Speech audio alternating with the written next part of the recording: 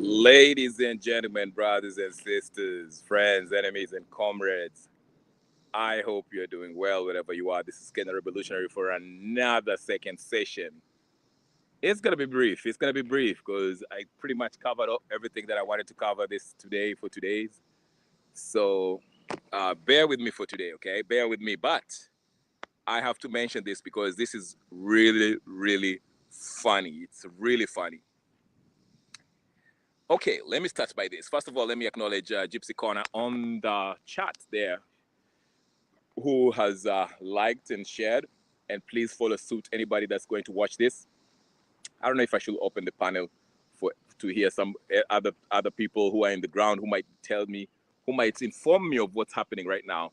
There are people posting pictures from Statethouse. There's a bunch of convoy coming out of Statethouse. It is rumored that Ruto is keeping town in fear of what might happen tomorrow. So I don't know if it's true or it's just people making stuff up, but we're about to delve in and cover all of that. Pole, I know some wale watu ambao wanafanya ile kitu because you know how they do, they want, but it's okay. We shall continue. For those of you who are going to watch this on repeat, please, you know the first order of business: like, share, subscribe, do all the good, wonderful stuff that it needs to be done, like subscribing, sharing, and all that good stuff. But anyway, so Saba Saba is tomorrow. Let me say this, ladies and gentlemen. I'm giggling because this thing is so funny. I saw Jimmy Wanjigi's tweets. He was saying, you know, it's like something is in the air. And the spirit of Saba Saba is here. Mapepo ya Saba Saba iko hapa, whatever the case is. So something probably big is about to happen tomorrow, ladies and gentlemen, in Kenya. Because there's the general feeling and how these folks are moving, how the government officials are moving.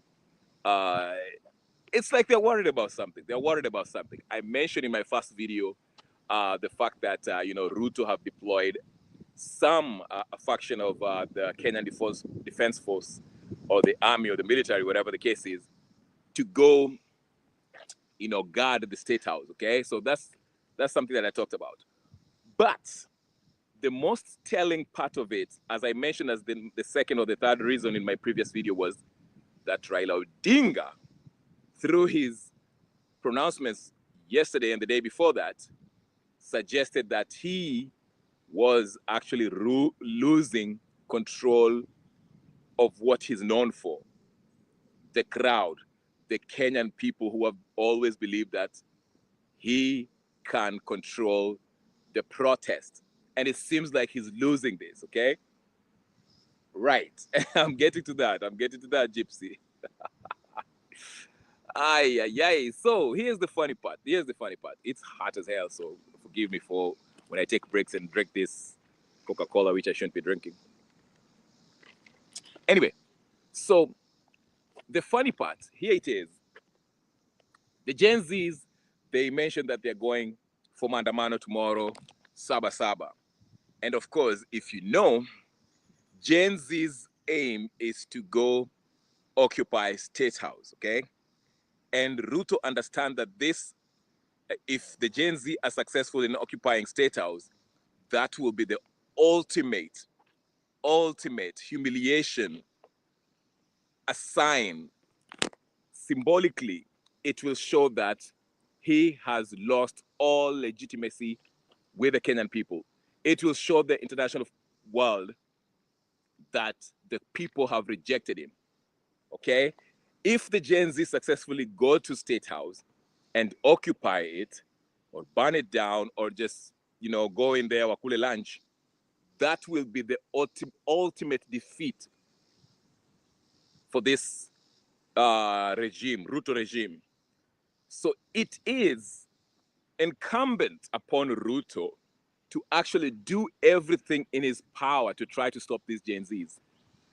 And you can see what he's doing. I've already mentioned that. You can watch my video from earlier today. But I want to focus on the third point that I made, which is Raila Odinga. I mentioned that Raila Odinga is the guy who always, help pacify this Gen Z anger or the crowd's anger or the people's anger, okay? And he has been successfully doing that because of the fact that majority of Kenyan people have always falsely believed that he is fighting for their struggle. He is the guy who's fighting for the struggle of a majority of Kenyans. But with time, don't forget to talk about the karma which has happened to Ruto in Embu. Sorry, towards the end, not to distract you. Oh, yeah, I had Embu. There was, hold on, there was, just to make sure that I got it correct. I read that Embu, there was two people lost their lives because the presidential motorcade ran over them, the border, whatever the case is. And the last time I checked, I saw that they burned down 2 vehicles or 1 vehicle or whatever the case is. Is that what you're referring to? Or please tell me on the chat exactly what, is that correct? Okay. And I'll come back to that. Just, okay. I will most definitely talk about that. So, like I said, the emphasis today is Raila Odinga, because this is the funny part. This is the most funny part, okay? This guy, I'm telling you, like I said, I don't know what's going to happen tomorrow. I don't know how things will pan out. I don't know what the Gen Zs are planning. I don't know what the government or the Raila people are planning, but this seems to, there's going to be a confrontation tomorrow. We are going to have a confrontation between 2 factions. The pro-government side, which is headed by Raila Odinga, and the Gen Zs, okay? Remember, the focus for Gen Zs is Statehouse 2025. So here's the thing, though. Let me get to it before, I lose my thoughts. Here's the thing, like I was explaining, Raila has always been somebody who has, majority of Kenyans believe that he is fighting for their struggle. He's always been the face of the opposition, okay? When some of us lost faith in him back in 2007 after he, had a handshake with Uhuru Kenyatta, the person who was actually gunning down, ordering the Matiangis who were gunning down protesters and maiming and abducting, the same thing Ruto is doing right now. Some people still believe in Raila. They were defending him. They're saying, oh no, Raila is okay. It's better for him to get into a handshake for the sake of peace and all this nonsense that we're talking about, okay? And some of us actually suffered a lot of abuse over that, okay? We were kicked out of different platforms and so forth. Gypsy can testify on that. And even leading up to 2022, I was just saying the same thing. And I wasn't excited about Ruto. I said Ruto is just another corrupt, politician who will take us nowhere fast. And long behold, here we see. Then Raila did the same trick again. After he lost, he made a lot of noise through his protesters. He could come, and I want you, let me take you back. Let me help you so you can understand what's happening here and why Raila Odinga is forced to have his Kamkunji at Kamkunji Grounds tomorrow. I'll tell you why. So here it is. You probably know why, but I'm taking you there step by step so you can understand the thinking and the desperation from the Ruto and the political class, okay? So here's what happened. So Raila, his last nail on his political coffin was when he joined Ruto, okay? Because he had still some people who kind of were being fooled by his selfish tricks that he uses to fool Kenyans that he's fighting for everybody, for the struggle of Kenyans, okay? But this last handshake with Ruto alienated anyone who actually believed in him, including majority. Even 2017, there was a huge chunk of followers from Nyanza province, his backyard, okay? His bread and butter, his bedroom, so to speak, who actually lost faith, confidence in Raila Odinga.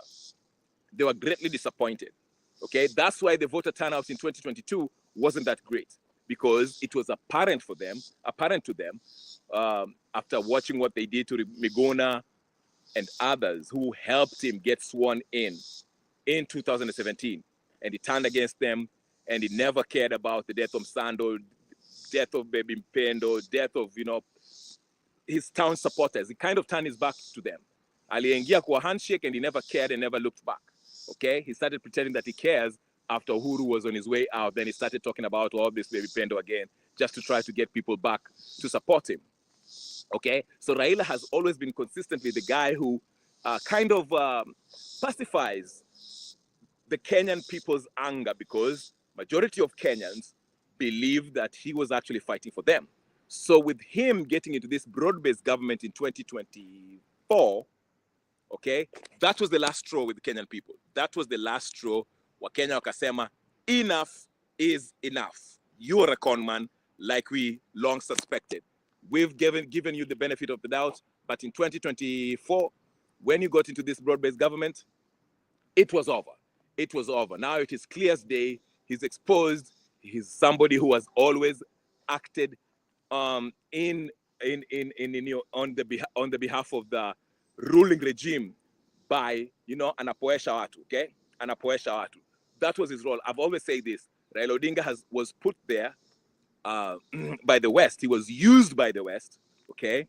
He took this position as the face of the opposition, okay? That's why I maintain, go look at my old videos. I've always said this, that anyone that rises up to challenge Raila's position as the face of the opposition, they always get either killed, maimed, forcefully exiled like Miguna, or, they become ostracized, or, just they get harassed, okay? Because the political class want to maintain the status quo. What is the status quo? The status quo is we have an oppressive regime that carries out the interests of the West blatantly, okay? And they know that by doing this, the people of Kenya shall revolt against the action of the oppressive regime of the day. But then they shall put Raila Odinga, who has been there, their puppet for this long time, for a long time, for more than 30 or 40 years now. They use Raila Odinga as the face of the opposition to pacify, regulate, okay, calm down the anger that is invoked, or that is triggered by the action of the regime of the day, okay? So when Uhuru Kenyatta was doing all this corruption, extrajudicial killings, and all this stuff, people were angry at him. People wanted him out. So when the election came in, they were looking at Raila Odinga as somebody who will remove him in 2017. And indeed, they voted Raila in. But Raila, in his typical fashion, he went and, akaenda pacify watu, akamwambia, msijali, don't worry about this. I'll have it figured out. Tazungumza na Uhuru, and I told him to take care of the uchumi and to stop the corruption and do all this nonsense. Then watu wakapoa. Then he told them, msijali, mimi nitaingia huko, mungoje the next elections. Meanwhile, tuvumilie akiendelea tu amalize aende. Then I'll run again, okay? Then the same thing happened in 2022. Ruto came in, he pretended that, he was representing the people. He went out there, na hizo maninio zake, hizo protests za ujinga, okay? Acting like he's representing Kenyans, or he cares about the price, the price of living and all this stuff. But in truth, he didn't care about that, okay? It was about pacifying, okay? Ile uchungu wa Kenya now. And by that time, even most Kenyans were tired of Raila Odinga. They were not buying into this because they understood the game. But nevertheless, Raila Odinga, remember, he tried to have that Maandamano at first, and it wasn't successful. So he had to reach out to Maina Njenga. Remember Maina Njenga with his Mungiki to join forces and have a successful Maandamano, which forced Ruto to have this NADCO nonsense, okay? Which they came up with NADCO. Kalonzo Musyoka was sitting there, Ichungwa was sitting there, Otiende Amolo, and all these clowns went and drafted this NADCO nonsense, okay? So in Inio, yes, a cheap cover. So in summation, what I'm saying is this: Raila has always been that guy who saves the oppressive regime of the day from the crowd's lynching, from mob lynching by the Kenyan people, okay? He saved Kibaki, He saved Uhuru. He saved Ruto. He didn't save them because he's this such great guy, he's a patriotic guy. No, he saved them because up until that point, majority of the people still, there was a good number of people who still believed that he was actually fighting for Kenyans. But now, in 2025, starting 2024, actually, let me just start with 2024. There's a new phenomena that is challenging, replacing that fake face of opposition, which is Raila Odinga, okay? There's a new movement that is replacing that fake face of the opposition. Now that everyone is fed up with these games by Raila Odinga and the political class, where they pretend they're clashing and wanaenda hizi maandamano and they're destroying the Neo and causing all this tribal mayhem, okay? These atrocities that's happening out there, okay? Now that people are fed up with this, the Gen Zs rose up and took that position. Remember the very first Maandamano that Gen Zs took, they still were still giving Raila benefit of the doubt. Remember when they were out in the streets and they were saying, Raila wewe usiongee, kaa nyumbani. Don't worry about this, we have this. Wewe umemaliza kazi yako, don't worry, don't get involved in this. Kaa mbali. Remember that? Yes. Okay. So, Raila, being a member of the political class, he could not come mbali because, number one, that's how he stays relevant. Raila cannot stay quiet because he has to stay relevant. Okay? And how does he stay relevant? By pretending to be the controller and the main guy in the opposition, opposing the government.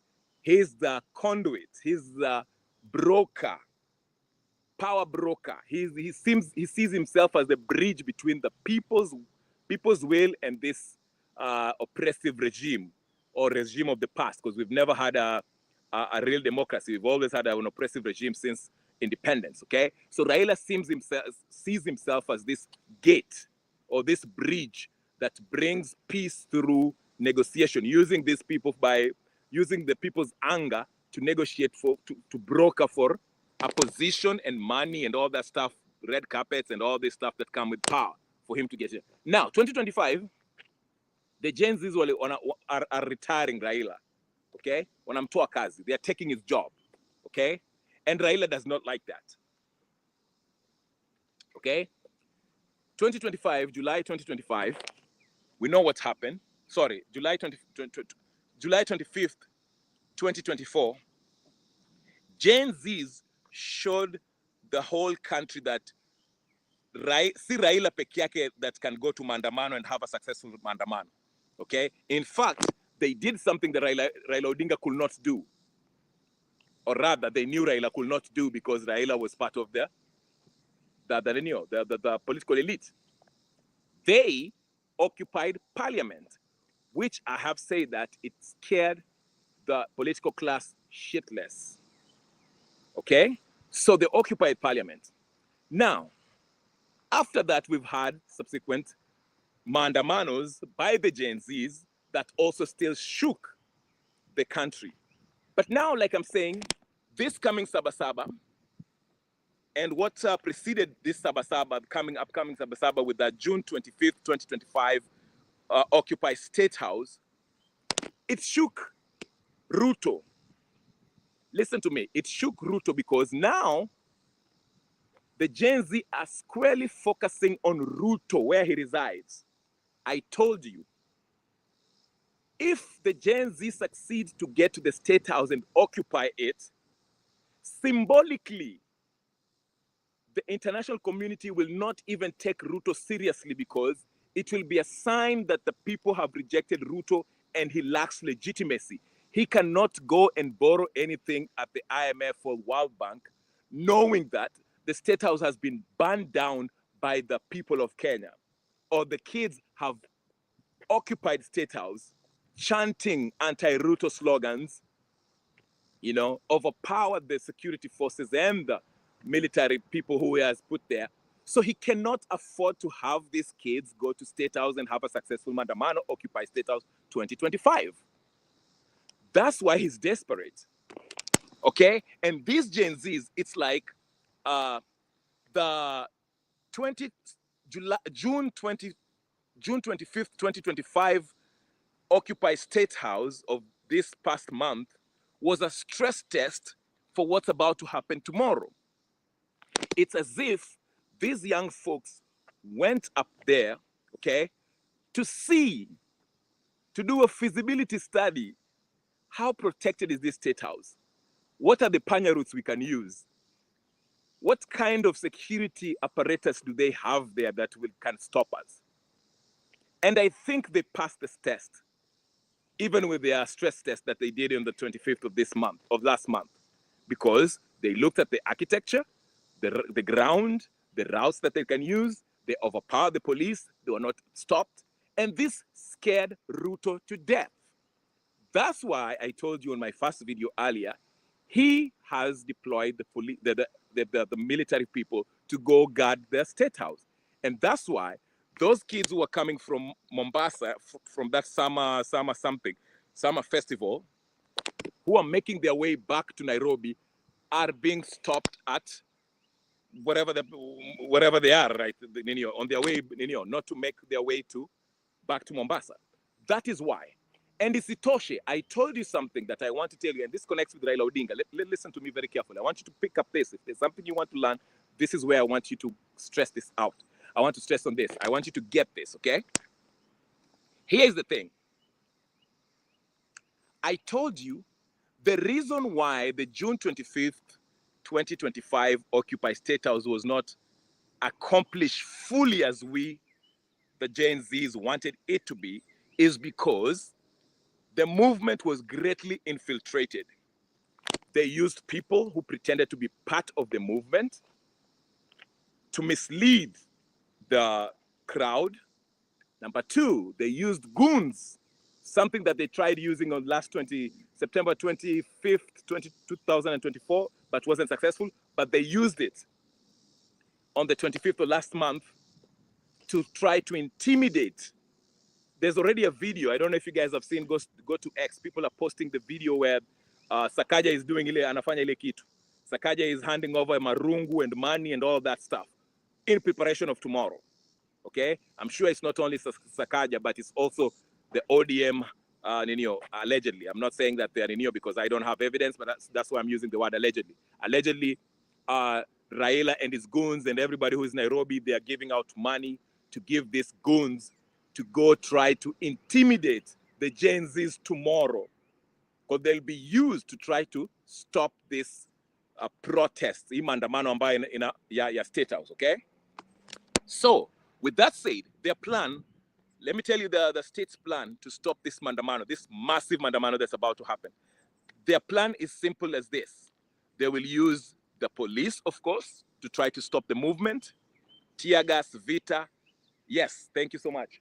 The tear gas, Vita, now, the local, what's up, the ya kila siku, okay? Tear gas, all that, bunduki, and anyone that they think is a threat or whatever the case, they'll try to shoot them down or whatever the case is, okay?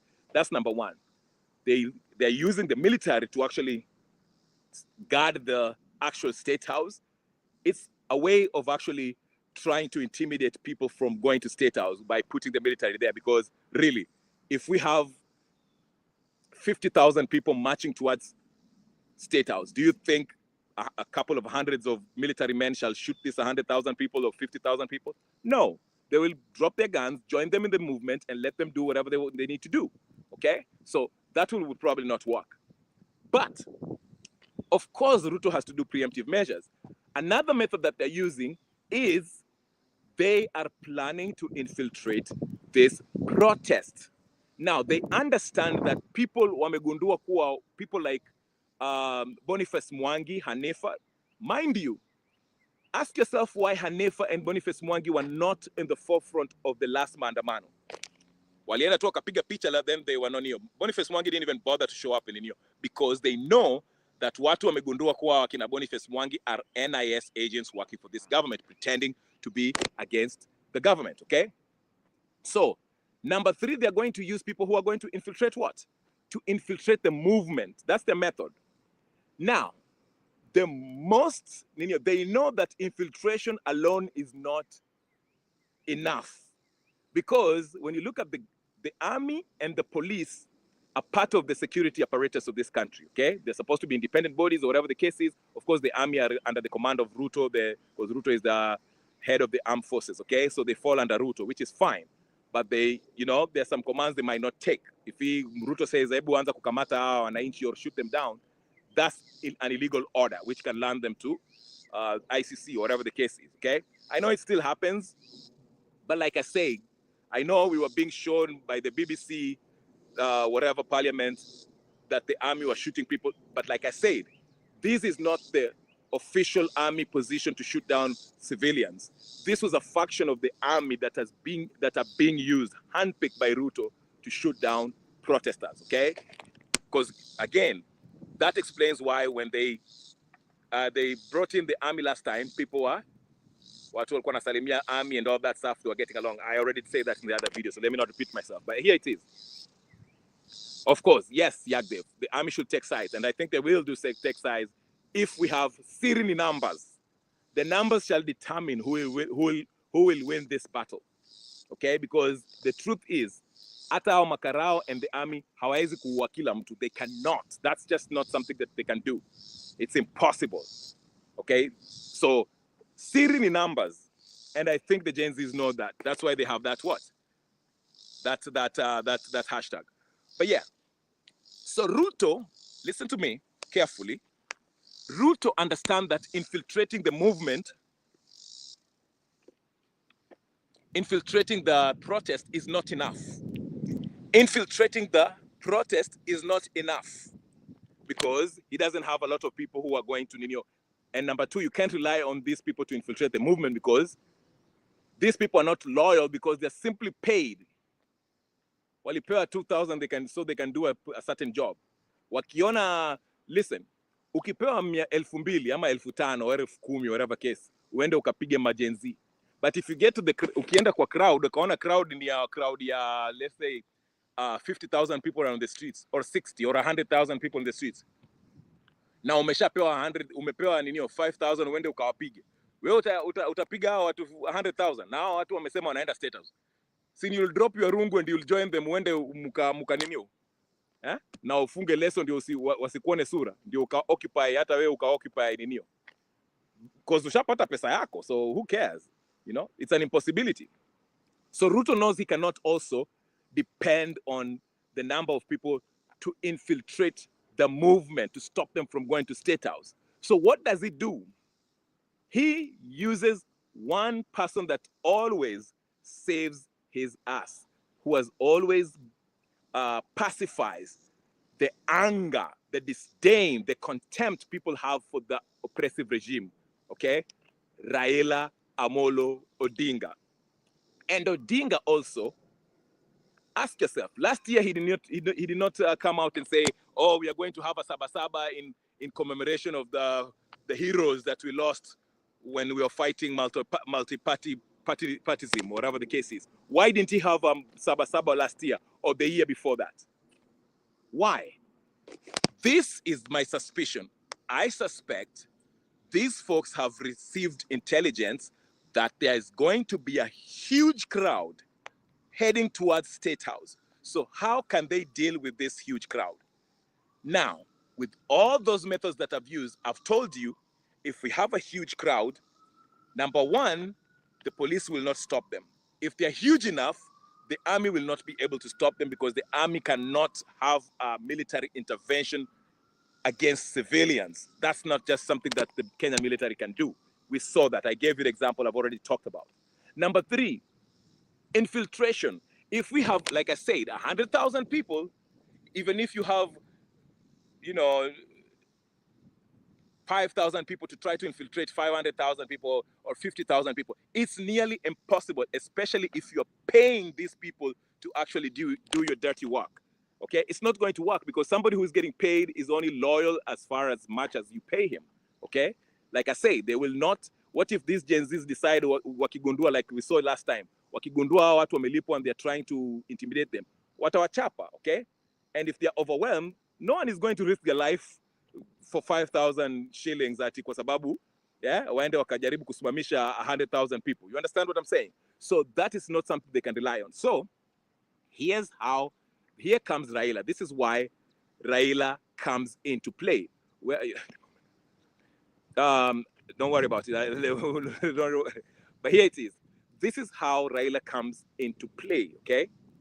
Raila, like I said, Raila for the first time in his life, in his political career, after enjoying years, almost 30 years of influence, control over majority of Kenyans who are considered opposition, people who are opposed to the oppressive regime of the day. For the first time, he's actually realizing that he is becoming irrelevant. No one is listening to him. And guess what? If he becomes irrelevant, he loses his power. He loses his leverage against this oppressive regime. He loses the very power that makes him Raila Odinga. Raila Odinga is Raila Odinga because majority of Kenyans believed that he was the face and hope of Kenyan struggle. He was the face of the Kenyan struggle, politically speaking, okay? And he has managed to scam millions of Kenya, but finally, we have a new movement that are not buying into his scam, his scheme, his Ponzi scheme, his jokes, his handshakes. Na hizi vitendawili, they are not buying it. These young folks are saying, you've had enough handshakes and you have nothing to offer Kenyans. We are not going to wait for you, Raila Odinga, for you to call for a Maandamano. We are sorry, because every Maandamano that you call, it always ends with you getting into government, but the problems that we are facing, that we are fighting against, are still at the to are still facing it. No change. Since Raila joined the broad-based government, have we seen any economic upward trajectory on the economic improvement? No. Have we seen extrajudicial killing ending? No. Have we seen tribalism and corruption end? No. If anything, the people that were making noise like Mbadi to calling the government skunk and all this stuff now are the biggest skunks in this government. So there's no tangible, quantifiable change that we can pinpoint and say, since Raila joined the government, there have been improvement. There's none. Okay? So these Gen Zs are taking the position of Raila Odinga. And they're coming out in numbers. They're coming out in the thousands, ready to usurp, take back, not usurp, but take back their constitutional power that is enshrined in the Constitution. They're no longer laughing with Raila Odinga, depending on him, waiting for him to call for Maandamano on Tuesdays and Thursdays, or whatever the case is. They are doing it themselves. And this scares Raila because essentially it renders Raila useless, because if the Gen Zs have the power and they can do a bigger Maandamano than anybody else in Kenya, that means Raila Odinga cannot sit down with Ruto and negotiate or leverage his control of Maandamano to get whatever he wants. He has no negotiating power at that point, because he has nobody, he has no control of anyone. Only a few goons, Wakina Gaucho and all these idiots that cannot move the needle. Unacheki. That's why Raila Odinga has realized that he has to come out and have a counter Maandamano on Saba Saba to achieve two things, okay? To achieve two things. The first thing he wants to achieve with that nonsense he's calling for in Kamkunji. I don't know if you guys have seen the news clip when he was talking to, I don't know who he was talking to, that gentleman. I don't know, I forgot his name. But he was saying that, Ata mimi, I'll be out there for Maandamano, and we shall have our Maandamano at Kamkunji Grounds. Unakumbuka? He said that today. He said that he's going to have his hii Saba Saba inafanyika kesho. Ataenda Kamkunji Grounds, and he's going to hold a rally at Kamkunji Ground. Okay? But what is the reason for that? Number one, as I've mentioned, number one, let me just use the number one reason why he's doing that. Raila is the last hope for this mascot of oppression of the political class, corrupt political elites, oligarchs of Kenya. These colonial puppets, they're being represented by Ruto regime. But Raila Odinga is their last line of defense because Raila Odinga has always enjoyed the control of majority of Kenyans who are dissatisfied by the government of the day. When Boniface Mwangi and Hanifa managed to persuade the crowd on June 25th, 2024 to go back home, Ruto had a sigh of relief because that day he thought he was going to be removed. That's why you hear wakina Waps Kasudi wanasema majeshi were almost taking over. Majeshi were going to step in because there was not going, we were going to have no president at that moment. So the army were going to step in and say, we are going to step in till the country stabilizes. And Ruto was scared of that because that means essentially that he has been rejected. He cannot come back again unless the army says, okay, come back. Because once the army comes in, Ruto no longer is the president. And they can decide to give power back to Ruto or give it to somebody else, or they can have their own transitional government. And it was most likely going to be Ruto was never going to come back to power because the people have rejected him on June 25th, 2024.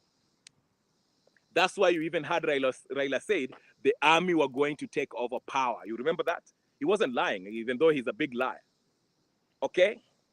So here's what I'm saying. Now that these Gen Zs, and that's why I'm saying there's high probability that these guys got intelligence that there's a possibility that we are going to have a huge crowd tomorrow in Saba Saba that are heading towards Statethouse. That's why the military have been deployed. So Raila Odinga is coming with this counter Maandamano. The reason is being he's going to try to scuttle this Maandamano. He's going to try to scuttle it. He's going to stifle or trying to bring confusion. How? Listen to me very carefully. Oh my goodness, I'm glad you asked. Listen to me carefully. Tomorrow, Raila's goons, who are going to be protected by the police, are going to look for a confrontation with the Gen Zs.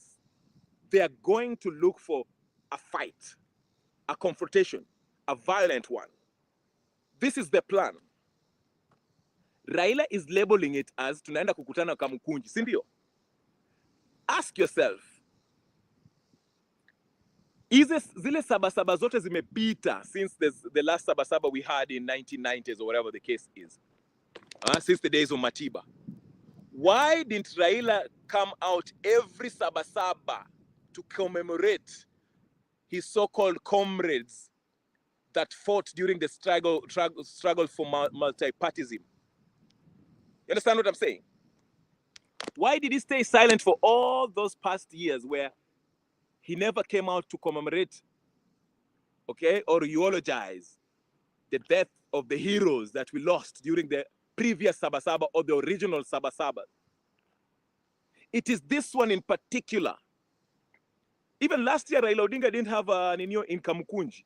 He never had he never had a Saba Saba rally in Kamkunji, or the previous year before that, or the year before that. He never did.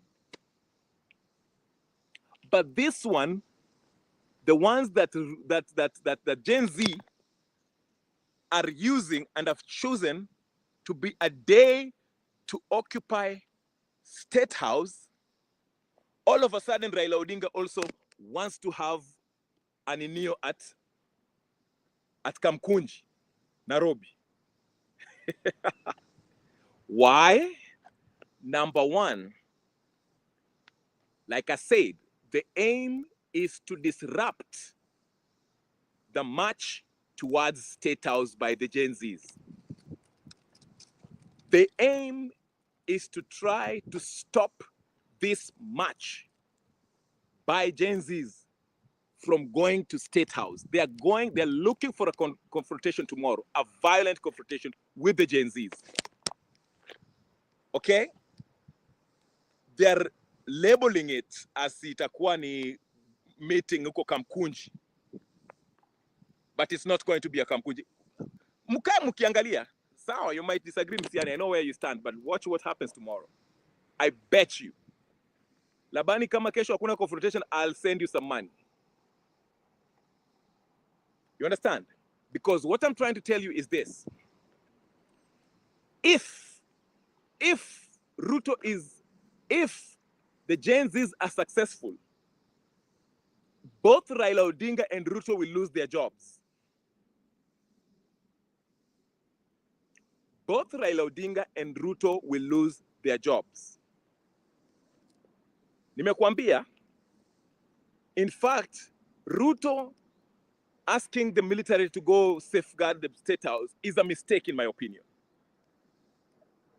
Angeweka barbed wire na it should have ferried the whole people village in Sugoi to walinde ninio na panga hapo. So listen to me.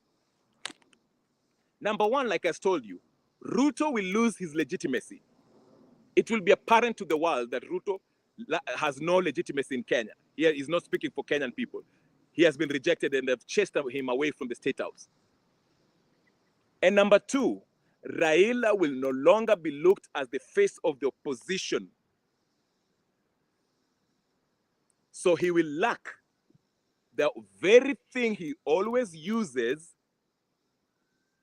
to force the regime of the day to give him a position. Unaona? So it is in Raila's interest to come out there. He wants to show. This is what Raila wants to show tomorrow. Hey. This is what Raila wants to show tomorrow. He wants to show his might. Anataka kuonyesha watu ati yeye bado ndio bingwa wa maandamano by rivaling the maandamano ya Gen Z. And how is he going to do that? By using those people who naona wanalipo hapo kwa ninio, hapo kwa ofisi ya Sakaja, hapo City Hall hapo. They are going to use those vijana to try to brutalize the Gen Zs, to scuttle their plans of marching to State House.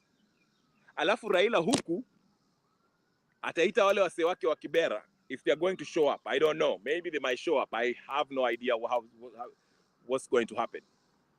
What kind of crowd is going to pull. But it's going to turn into his friend, ghetto president, whatever his name, that minion, ambaye alimnunulia nyumba, whatever the case is, na nampeleka huku kuna pale. He's going to use him to mobilize as many Raila psychopaths that he can. Waende CBD, kuchapa hawa Gen Z, kuwaibia, kuwapiga. Okay? Alafu waende Kamkunji to show how popular Raila is, to show Kenyans that he still has the #1 mobilizing ability in Kenya, that he is still the head of Maandamano. Because like I said, Maandamano, a violent Maandamano has always been Raila's tool that he uses to gain a position, a political position, to force the regime of the day to bow down to his demands, which is to be a co-president. You understand? So Raila feels threatened. He's threatened by this. He feels threatened by the fact that these Gen Zs are taking his position. And it's not only Raila Odinga only. It is the whole political corrupt, Kenyan political corrupt class, oligarchs. They're all scared. Ndio maana unaona wako hivi. They know something is about to happen tomorrow. Ndio maana wanatumia military, wanatumia polisi, wanatumia wakora, na wanatumia Raila na wakora wake wakuje walete mizozo Nairobi na mieneo wake. You understand what I'm saying?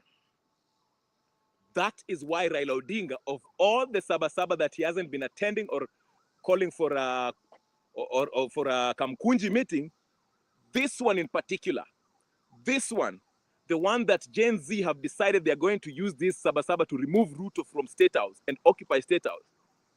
They know that if Gen Z succeeds, Raila will be rendered useless, because now power shall have been demonstrated to have shifted. The power of the people is back to the people, officially to the people. And it's no longer in Ruto's hands or Raila's hands through the Maandamanos that he usually uses to negotiate for power against the regime of the day. In fact, if Gen Zs are successful tomorrow, the broad-based government might even fall that in its knee tomorrow, because Ruto might call Raila and tell Raila, why am I still with you? Because you're not bringing me anything. I'm trying to use you to go scuttle this Statehouse, the neo Statehouse movement. Na hapo hata vijana wamekuja wakatoa wakadinio, which means you have nothing to stand on. I don't have to respect that narco nonsense that we had, because you're not helping me anyway. So why do I need you anymore?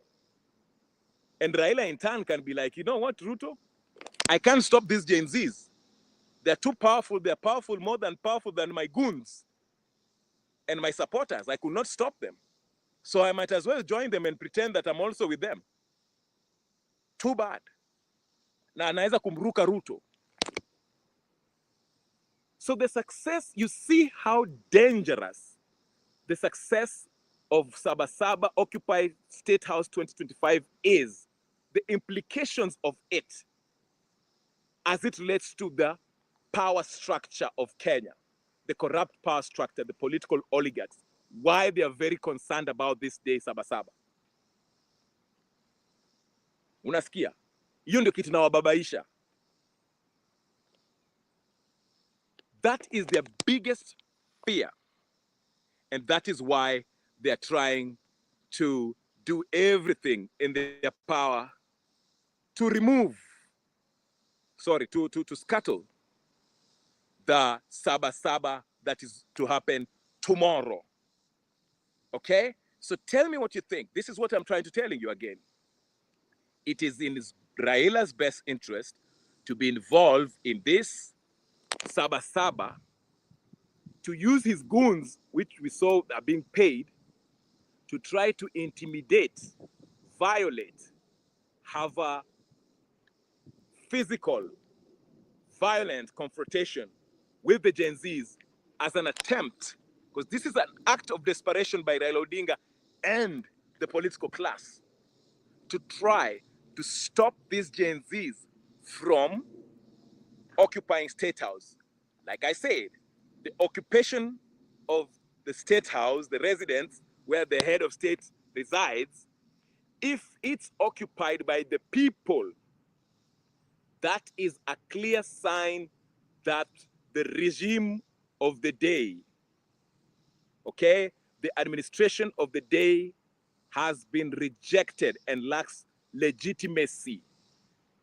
And it makes it hard for Ruto to go to a UN meeting and negotiate for anything, or IMF or World Bank to negotiate for a loan, if he has no voice and blessings of the people. It also leaves Raila Odinga in a pickle, because the very thing, the aspect of political mobilization, the control he has enjoyed, the influence that he has always had, that when he calls for a national protest, people listen. If he fails in his mission tomorrow with his Kamkunji meeting and with his goons to try to scuttle the march to Statethouse by the Gen Zs, it will be clear that Raila officially cannot influence majority of Kenyans to do anything, because the power shall have been, it will be an exhibition, physical exhibition of power being transferred from the corrupt political class to the majority of Kenyans.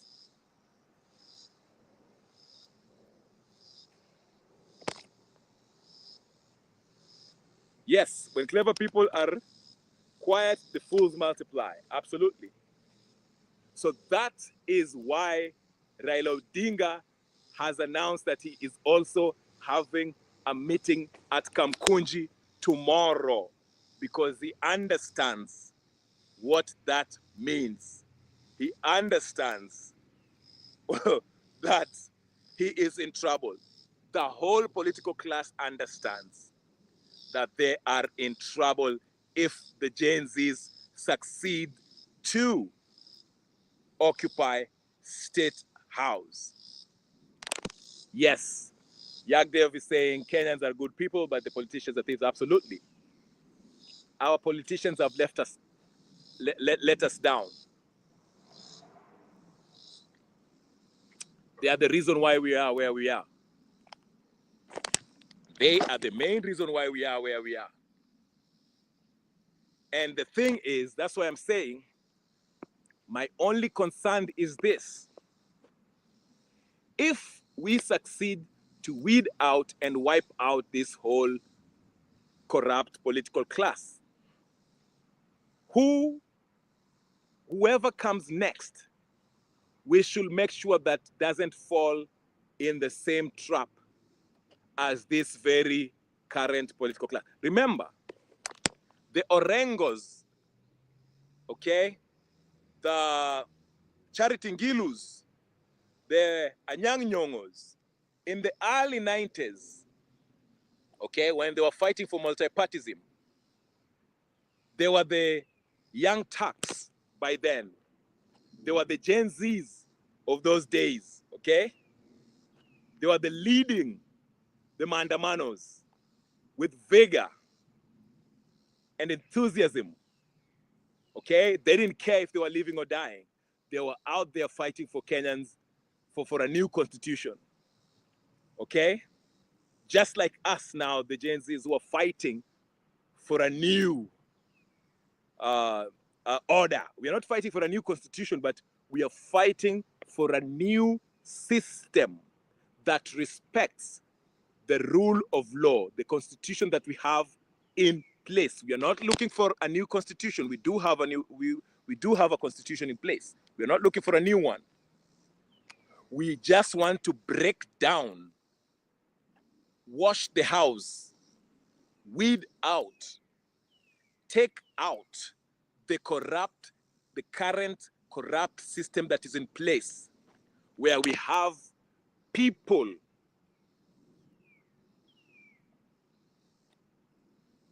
who are corrupt, who commit crimes against humanity, who steal public funds and do all sorts of criminal activities, but are not held accountable. You can't have a nation where a drug dealer becomes a cabinet minister, a murderer becomes an MP and a lawyer. Okay? A Makanga criminal becomes an NP and steal public funds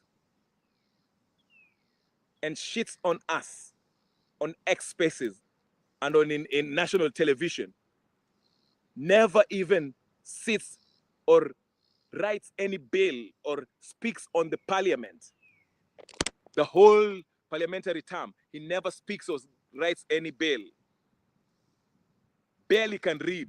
I'm talking about the Oscar Sudis and the rest of them.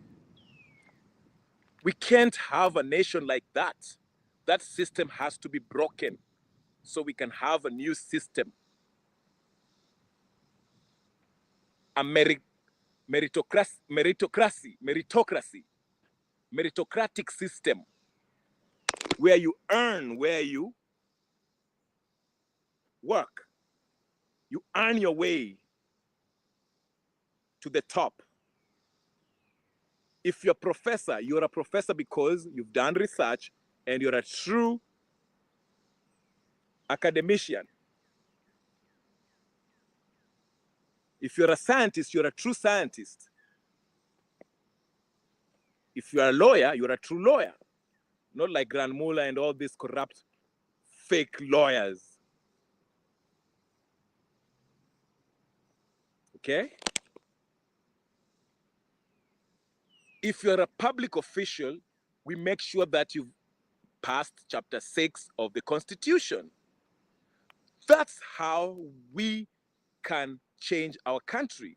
We want competent men and women who have integrity and act in the interest of the public, of the people. Too many smart Kenyans across the nation, across the world. Why do we choose the worst among us to be our representatives, to hold public offices? Something is not right. So we need to change that. That's what I'm advocating for. But anyway, in summation, all I can say is these corrupt political elites, the Kenyan oligarchs, are in trouble and they're worried. That's why they're calling upon the very person who always pacifies the angry crowd, the backing majority who are seeking to lynch the oppressive regime. They've called upon him to bring what he's known for. Okay? Bring his followers, his psychopathic followers.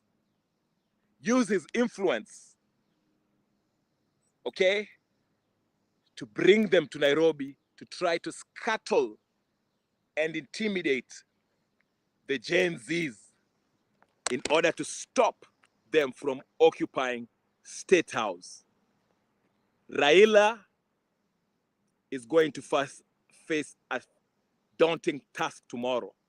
He better succeed, or else, if the Gen Z succeed tomorrow, it will be officially the death, political death of Raila Odinga and Ruto and the whole political class, because the people shall have won and taken back their sovereign power as it is enshrined in the Constitution. We, the people, are the sovereign. So ladies and gentlemen, with that, please take a moment and like the video, subscribe, share, comment, do all the good stuff. Okay, and if you're going to watch this on repeat, do the same. I dropped the link to see if somebody has anything to say. I'll give it a minute. I have 50 seconds to see if anybody has something to say about what I've said about Raila Odinga. If not, I shall bid you farewell till tomorrow and join me tomorrow. Put your notification on so tomorrow when I come in and talk about what has transpired on the ground, you can always join me and tell me what's going on in the news that you are receiving on the ground, okay? Thank you very much. Gypsy Corner, as usual. Bruce Yagdev, nice seeing you too. And everybody, Laban Misiani, also, who is an ardent supporter of the UDA, this regime. God bless you too. And everybody else who's been watching quietly on the background, bless you too. Make sure you like, subscribe, comment, share, and do all the good stuff. I'll see you tomorrow. Saba Saba, have a happy Saba Saba, and be safe if you're going up there. Like I said, sitting in numbers. Okay? Thank you. Look after yourself too, Gypsy and others. Peace and blessings. I'm out.